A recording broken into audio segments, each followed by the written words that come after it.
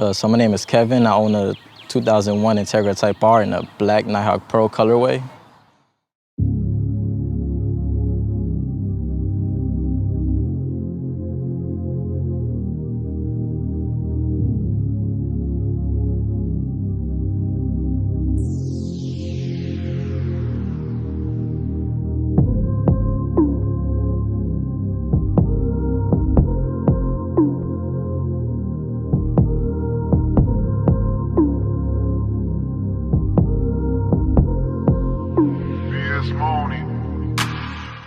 I bought this vehicle back in 2017.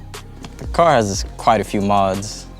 I guess the first mod I ever did was the simple wing. I put a Mugen Gen 2 wing, if I'm not mistaken.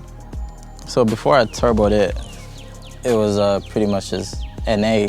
I had headers, some 1320 headers, test pipe, then I went to a spoon N1 muffler, which is kind of rare. I started adding little cosmetic stuff in the interior. I got a Miracle X bar, a Recaro SPG yellow bucket seats, has a Nardi quick release steering wheel, added a Auto Power 4-point roll cage, and then fully gutted and painted the interior. That's about it in the interior. Exterior wise, I got some Ray 57 DR, if I'm not mistaken, with some Nito NT05s.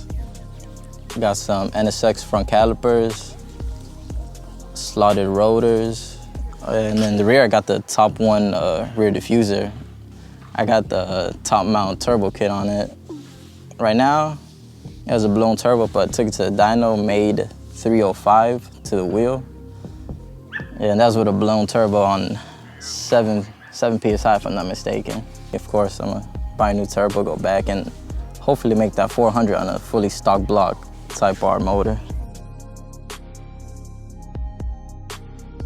Unaffiliated is a crew that pretty much, we're all close friends.